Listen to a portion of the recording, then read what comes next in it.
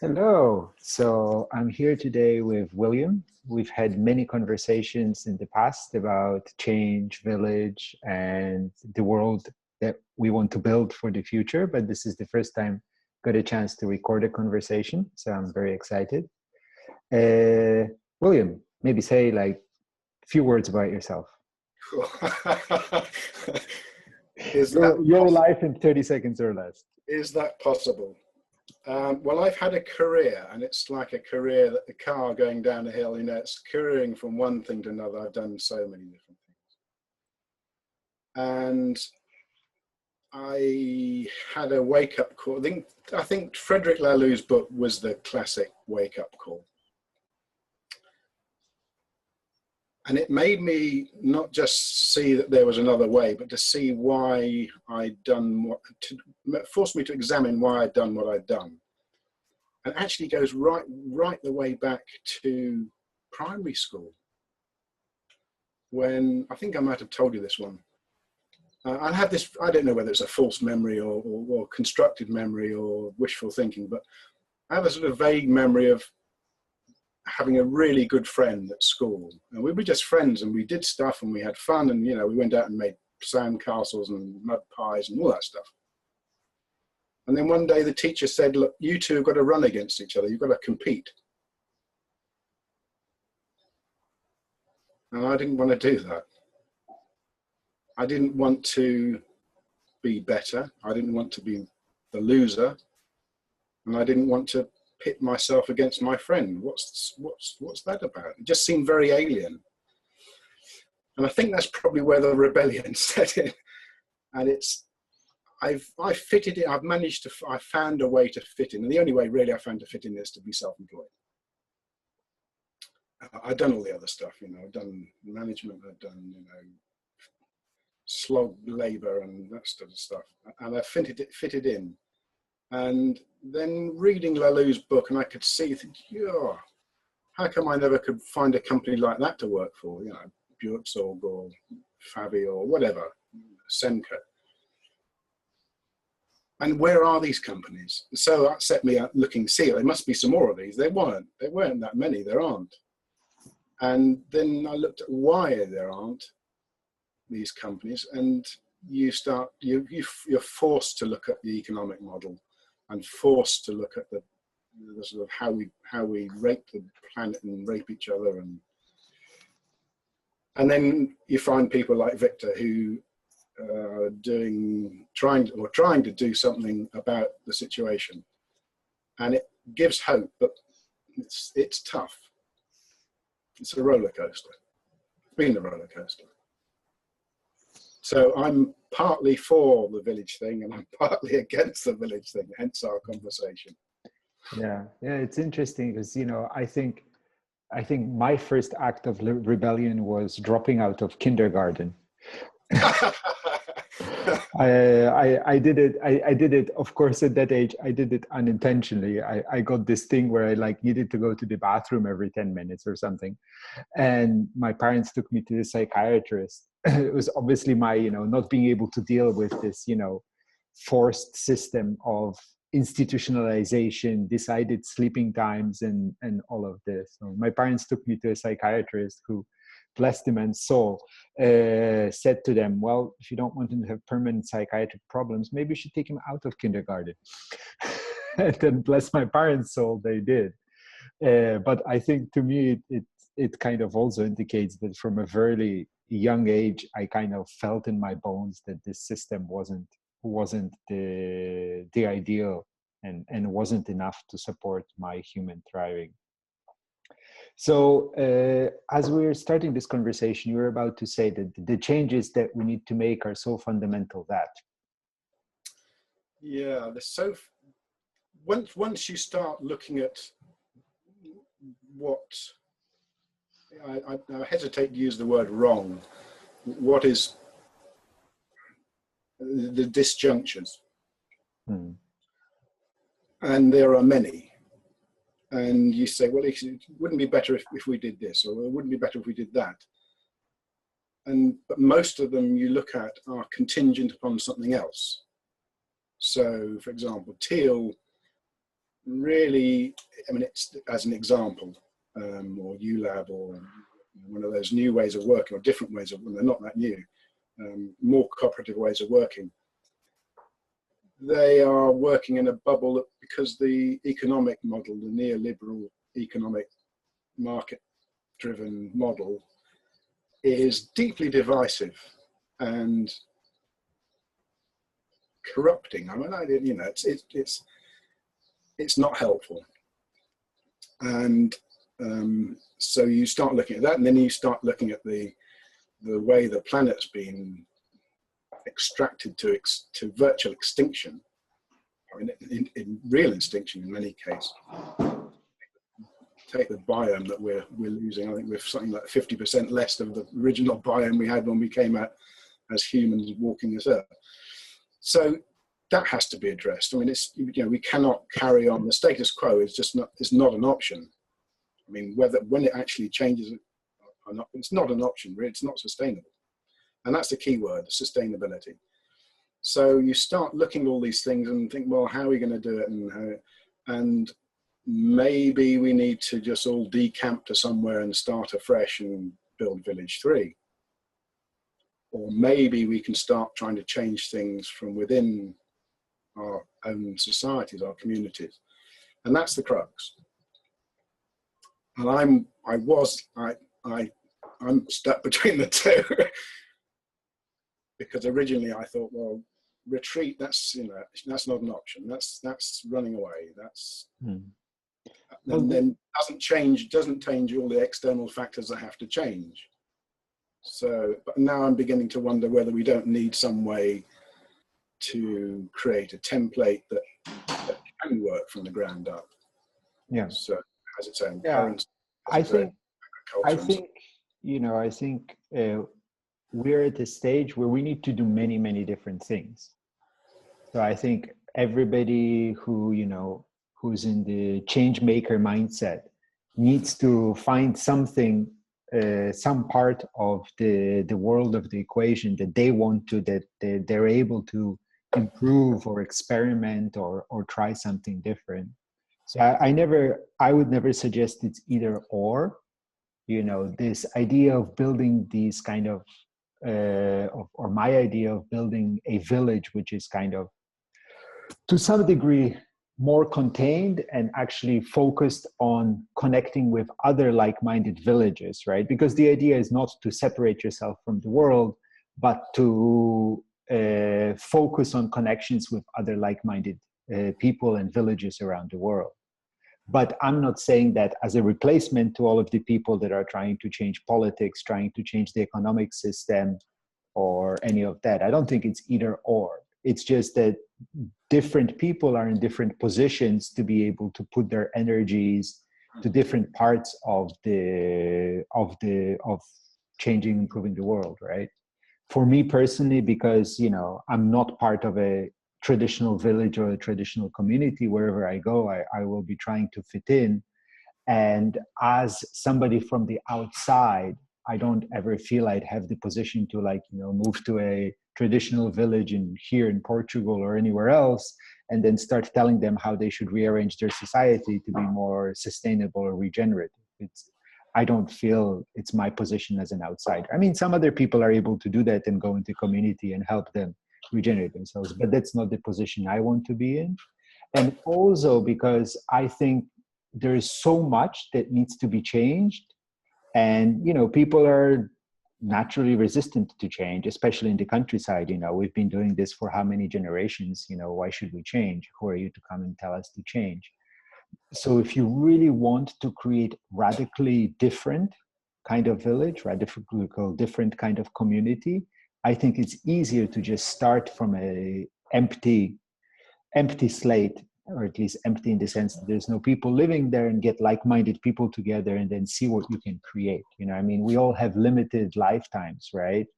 And change in an existing community can take generations. I would like to see something happen within my lifetime. Yeah, and I think the thing that you were saying about we do need both. I agree there. The question is, not just for me, but for a lot of people, where do we fit? You know, where's the best place? Where's the most efficient place for us to be in terms of if we have the isolated communes, or whatever you want to call them, villages, and the change from within the different sectors, if that's going on. I mean, I'm not connected with the political system or the educational system. I'm slightly connected with the penal system and slightly connected with the health system, but not so much that I can actually affect change. So that leaves me wondering what I can do to forward this, and it's a difficult question which I've not really yet been able to answer, and that's the issue. And I don't think I'm alone. You know, I think there's quite a lot of people thinking, well, yeah, I can see where it's going. I've had a glimpse of the future. What do I do? Yes, and it's a big question. For sure. And you know, the people that are struggling with the question, I think, are the brave ones, because I think there's large parts of the society that just look at everything and say, you know, the problems are so massive. Who am I, small person here? So, you know, why don't I continue going to my job, continue, you know, drinking beer and consuming and just hoping it kind of sorts itself out, or I die before it all turns to an absolute disaster. And, you know, it's in a lot of ways, both the media and the consumerism, it's a distraction economy. You know, I think even a lot of politics is, you know, it's a distraction economy. It really takes people's eye off of the really important long-term questions that our societies are facing. Yeah, and I think once you start, it's very confusing. Once you start looking at this stuff, it's very easy to go into conspiracy theory territory and get lost for weeks, thinking that you found the root cause. So it is very complex, and unless you're happy dealing with complexity, it's difficult to see what's actually going on without just being completely overwhelmed. Yeah, and not just with the media. You know, it's not just with the mainstream media. It's, you know, there's an awful lot seems to be going on, and then you dig in and think, well, actually, what is going on? Yeah. I I personally think that, you know, the people who believe in conspiracy theories, that there is somebody who's in charge and making all of this work to their own benefit, are great optimists, because it would mean that all of this mess is actually to somebody's benefit in the end. I think it's actually much worse. It's just this, you know, amalgamation of systems that we've built that, yes, in parts here and there benefit certain groups here and there, but overall it's just one big mess. Yeah, and actually it doesn't matter, because conspiracy or not, it needs changing. You know? Yeah. So don't waste time looking for the conspiracies. There may be, just because it looks like it's a conspiracy theory doesn't mean there isn't a conspiracy, but don't let that distract you from doing what you think you need to do. And that's the question. Working out what to do is the hardest. It's the toughest one of the lot, I think. Yeah. And I think it's a lot of people that are like us, that, you know, really see and yearn for a different way of working, a different way of living, are even more struggling because we're isolated, right? You know, here I am in a village in Portugal, there you are in somewhere in the countryside in the UK, and we're kind of, there is actually a fair bit of us, but we're still fairly thinly spread. And we're just learning how to, you know, collaborate online and in other ways to make things happen. So, and also I think probably you and I, we're also suffering because we're in the generation that's woken up, but the world wasn't there, right? You know, the LaRue's book and all of these things, the next generation, the people that are in their 20s, it's, you know, to them it's obvious, right? That the current, certainly it's obvious to many more people that the current system is not actually, you know, it's not going to work. Very few people, you know, go to university with the hope of, I'll get a job and my life will be fine. Yeah. Right? Yeah.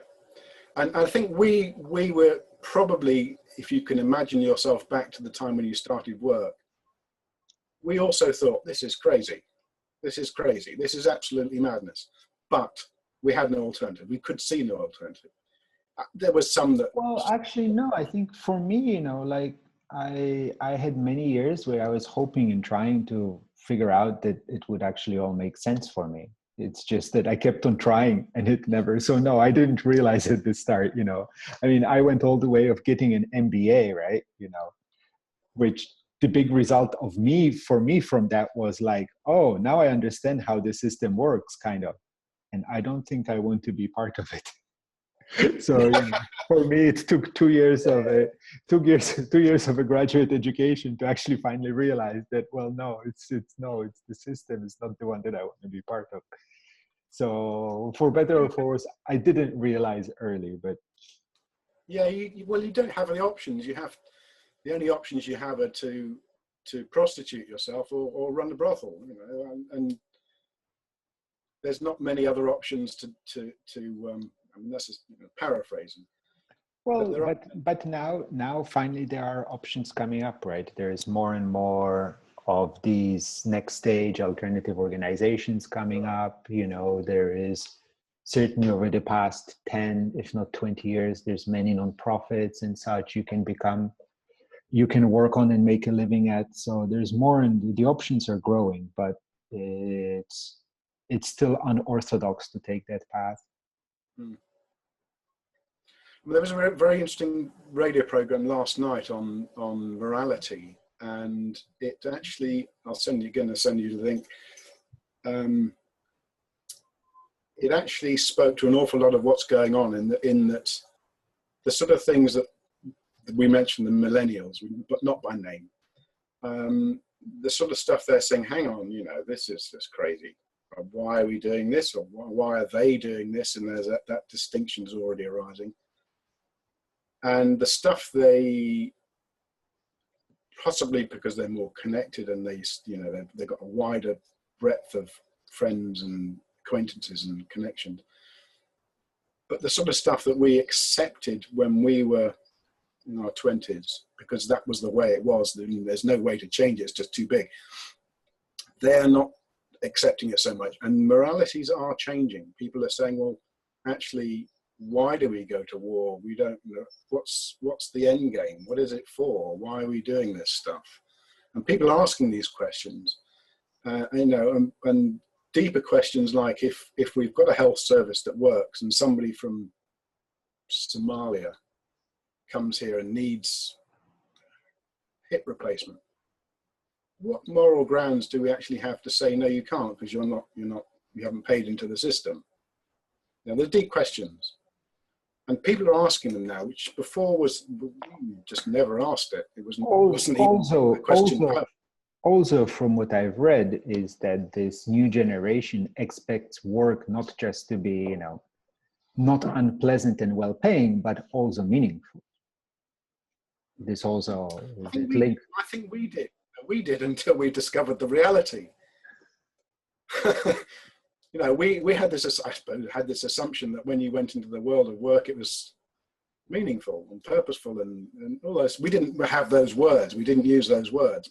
But I think at least my impression is that there was kind of and this also comes from the, Protestant and other work ethic, is that work in and of itself is just worthwhile, right? You're doing good work, they say. Your boss likes you, and that's worthwhile. That was meaningful in and of itself. I think now people are looking 2-3 layers deeper, is the result of my work useful to the work? How does my company contribute to the work? Is it ethical?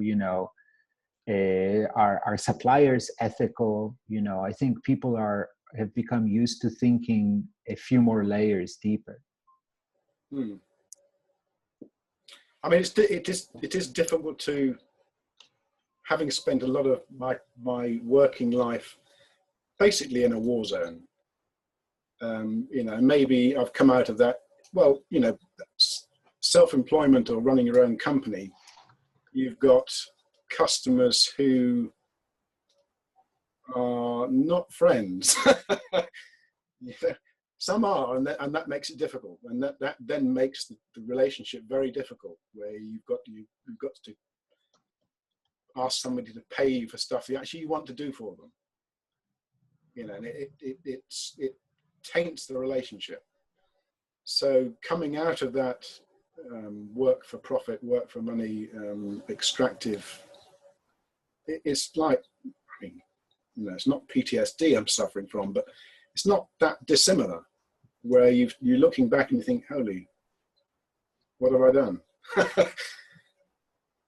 So it's I can see where the people coming into it are fresh. I see, and I think we saw it too. I think we saw it too when we first encountered work, but have forgotten. We got sucked in. Not entirely, because we've come out again, but you know, it was it was strange, just very strange and unreal. And looking back, you think, well, and all we would, I don't know about you, but all I was doing was trying to get enough money, amass enough money and security to feel better. For what? Yeah. So what's next? How do we make all of this make sense? Yeah, this is another one. I've been thinking, one of my thoughts was that we really should have more conversations as to what next. Not, I mean, again, I get lots of invites to retreats, and people go, and it's a lot of backslapping and self-stroking, and there's no aim. Well, there's no concrete aim. Now, what I'm thinking is we should be connecting with people who want to actually make a change, not think about making a change, but actually to make a change and work out what can be done and how. Yeah, I really think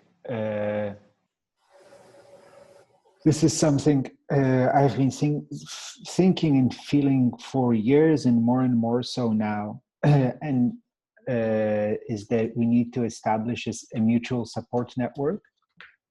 Something like that. Peer support, coaching, you know, of all kinds of different forms. Establish some kind of, you know, mutual support for starting things up in a working together in a new paradigm.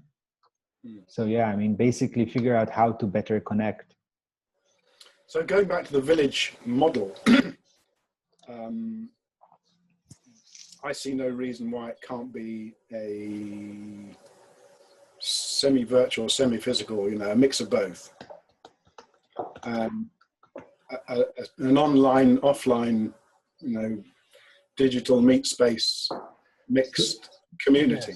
Yes, for sure. So my dream for this kind of village 3.0 idea is that it's got this balance of good, strong local community and also global community, which is connected together through virtual tools, through virtual organizations.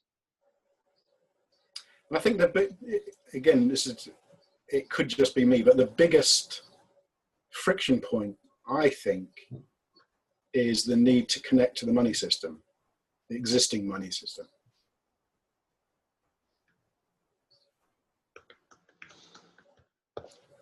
Yeah, I mean, because so much of what we want to do requires substantial amounts of money, unless we're going to expropriate or do it in some fine land property. Well, you know, if I don't know about the UK, but certainly in countries like Portugal, when you move out to the countryside, you know, you can buy a house for, I don't know, 20, 30,000 euros, pounds. And at that level, you know, if you're managing to work at city or near city, you know, I'm a big believer in remote work and distributed teams. So I think that this is a massive opportunity for leverage. So earn money at big city rates and live in the countryside where your cost of living is half or even, you For know, years. yeah. So, you know, if you're, the cost of living, I think probably in somewhere like rural Portugal is probably a quarter of what it would be in London, which means that if you can, you know, you can work just 2 days or 3 days a week at the big city rates and have a very comfortable level of living in the countryside. Now, it's slightly different in the UK because, I mean, the village I live in is supposedly the most expensive in the UK, but actually, but it is not cheap. It's not cheap, and transport's not good. You know, you couldn't rely on public transport. Yeah, the public transport is a challenge. There, I have big hopes for self-driving cars and self-driving buses. I think that will really change the equation because you know, it's not economical to run public transport and buses in the countryside. But if you have some kind of a reservation system, right? And you know, everybody reserves a day or even half a day in advance, and they're kind of flexible around the time, then it's very easy for, you know, a self-driving minibus or something like that to go point to point to point to point to pick people up. There's a lot. But that's further ahead. Yes. It is. It is. I mean, even if you just look at the existing logistics of, you know, you stand by any road and you'll see car after car with one person all going in the same direction, and it's crazy. And Yeah, if you actually even like this is actually something I'm surprised because in small villages, I mean, the one big advantage of the countryside in general, at least where there's established communities, is that there's a much higher level of trust. Right? People, in general, people at least say hello to their neighbors, right? You know, and in many villages, like, you know, here in Portugal, right? You know, people will give you vegetables, you know, and it's even to the point we're talking to a girl here and she says, yeah, you know, in my village, you know, people don't even give it to you to your hand expecting thanks. You'll just wake up one morning and there'll be a big bag of tomatoes hanging on your door. You don't even know who gave it to you. So people are, and you know, similar thing in Japan. I was talking to my friend who's in the far countryside, and it's like, yeah, you know, like the fisherman will come and say, here, take this fish, you know, too small, I can't sell it anyways, or like this one, you know. So people do that. So if you had a good app which allowed people to ride share, I think that would be much easier to get people to, you know, ride share, the real sharing, not the Uber gig economy type of sharing, but like genuine sharing. I think there's a big opportunity in the countryside. But we know all these things, and all these there are so many models that we know are better, and really, I suppose we ought to just start collating this. Perhaps that's one of the things we ought to do, is start collating them and building a model of the future. Yes. So seeing how much can be implemented, where's, you know, what's the most efficient part to implement as far as we can. And building a library of ideas, building a library of patterns that can be shared. I think that is the thing that gives me real hope, is this connectivity. I mean, this is what we're doing now is just one manifestation, and you're a coder and I'm an ex-coder.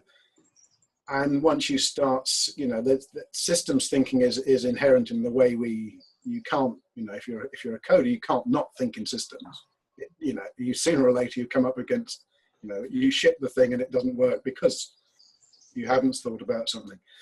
So you're forced to think in systems. And, you know, the only thing I've really trained as a biologist.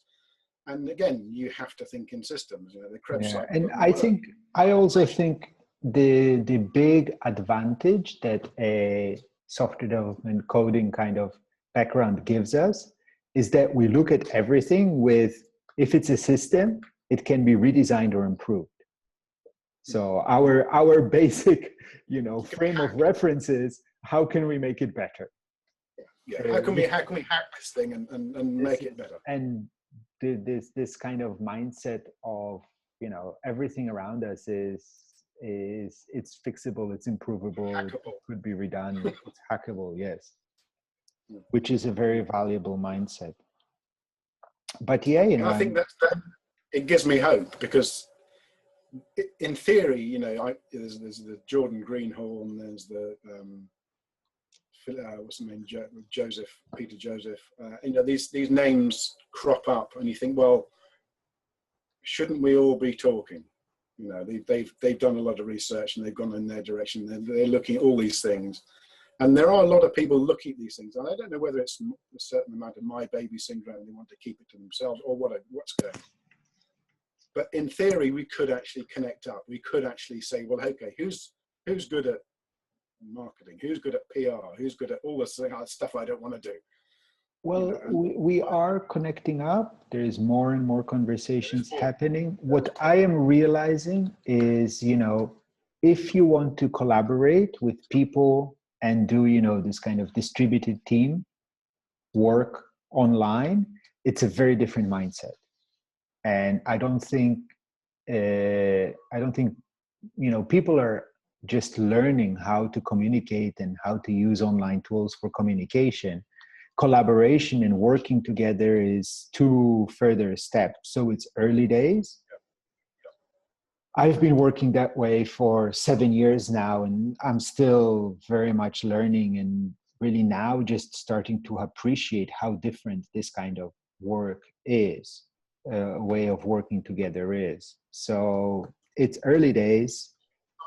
it's not easy. It's not comfortable sometimes. It tests. There's something I come across, Scratch, which is a programming language, sort of Lego type for kids. And there's a very salient comment on the Scratch site, and it goes something like, you can teach kids to code, that's not a problem, but teaching them to collaborate is much harder. Yeah. And they get the collaboration is actually a tougher lesson, and we all struggle with it. Yeah, and I think, you know, this is as you mentioned a bit at the start, it connects back to this idea of the education system, right? We have an education system which takes us through decades of teaching us how to compete. You know, how should we know how to collaborate if we haven't been practicing it all our lives, right? So, and this again, you know, I see this really, once, if and or when we finally get it, I really see this virtuous circle in the village of, you know, doing a new kind of learning for both the children and the adults, which feeds into a new kind of entrepreneurship, which feeds into, you know, it's all based on new kind of, not new, but going back to a more collaborative, holistic human relationships, which of course links into a more deeper and more holistic and supportive relationship to nature, and so on and so forth. This is why I really want to, you know, completely start a new village from scratch, because there is so many pieces, and I see, you know, the puzzle of this learning, new ways of working together, new ways of building community. And by new, I mean taking all of the best of everything that we know about human nature and history, and applying it with the new technologies and new ideas of recent times.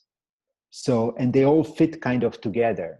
And I think, you know, once you really see the picture of them fitting together, it starts to become really hard to take away one part without, you know, making the whole much less robust. And to really implement, you know, a new way of learning, which is not based on state mandatory education and all of these things, I think you really need people that are interested in all of these parts and want to do it. And if you try and implement it partially, or, you know, in a village where there's a lot of people that are used to the current system, and, you know, or it's going to be much harder. I think only we have to unlike what Hegel said, we must learn from history. We must look at it and see what we can learn from it.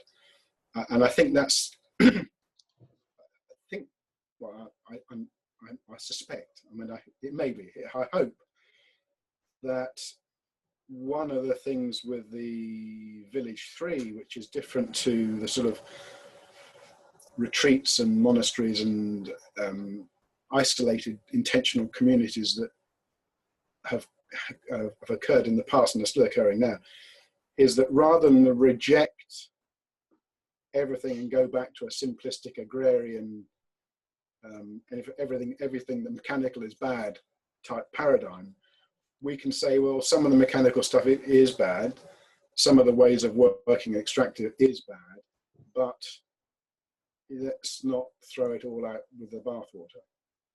And I think that's probably the key difference that I see in what Village 3 proposes as opposed to what people might think Village 3 is, yet another retreat.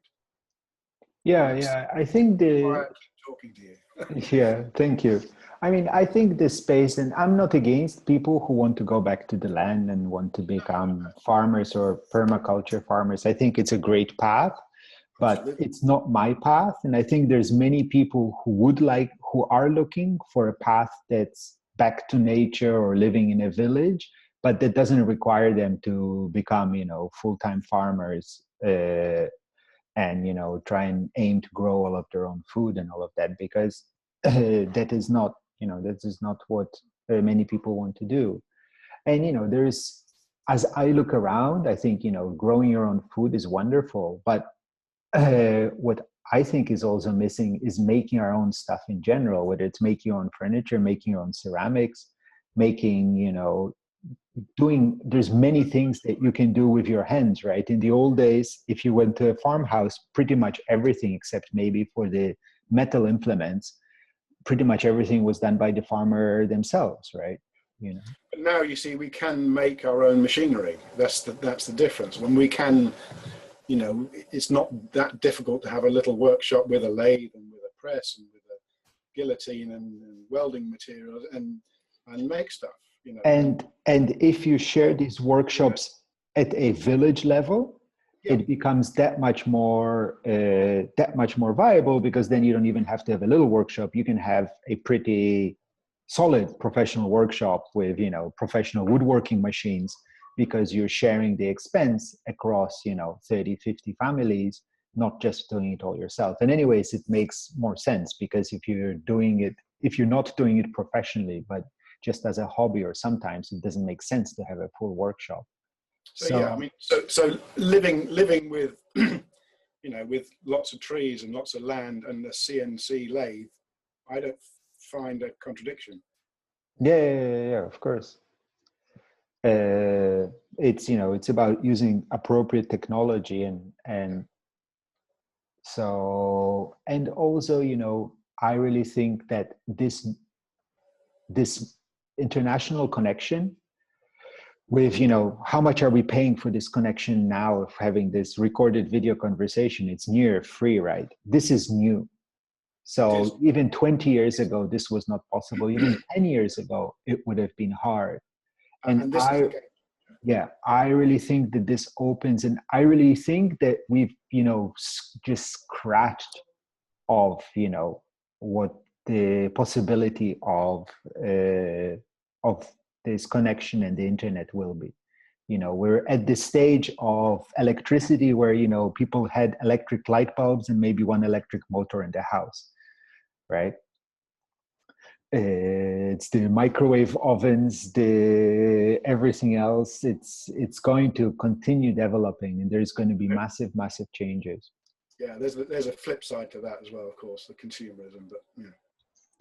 Well, I think we've reaching peak consumerism. We've certainly reached peak stuff. We've reached peak stuff, and it's actually interesting. I find it encouraging. I've seen on both in the US and in the UK, some of the cheap high street retailers have seen their sales drop because people have, this is just, this is typical, really mainstream consumers have burned out on stuff. And now people are spending their money on experiences. So travel, booze, going out to restaurants and stuff like that, which is better. But I think they will also, eventually they'll find that that doesn't actually bring happiness either in the long run. So it's slowly the world is moving in our direction. But I think, we need to create this oasis to really explore different ways of living together in all of the aspects. And yeah, for sure. I mean, for me, Village 3.0, it's all about having this balance of strong local community, but also strong global community. The idea that I sell all of my friends at is, no matter how interesting you make your village, is when your kids reach early teenage years, they're going to be so fed up and they'll want to go. Get me out of here. This is stifling. And at that point, I want to say, okay, well, would you like to go to Japan, Costa Rica, UK? We've got, friend villages all around the world. Go, go away, come back in a year, bring some friends, So creating this kind of global network, I think that will be incredible, both, for learning, for doing business, entrepreneurship, collaborating together, but also for giving our children this, global connection. The thing which people say in both modern villages and traditional villages, that's the big risk is that it becomes stifling, right? It becomes really inward looking and it becomes claustrophobic. And this international connection through the internet, if it's done well, I think it can really overcome that. So, when children are learning, they can have study buddies in other countries, right? Yeah, from a very young age. Yeah. So this I think, it really gives the possibility of a completely new model. So where do we go next? So let's start. We have the Village 3.0 Summit this October in Portugal, I hope. We're moving to Portugal this fall also. Gonna really start working on Earth Skylab. But I think I encourage everybody to start talking with friends about these ideas.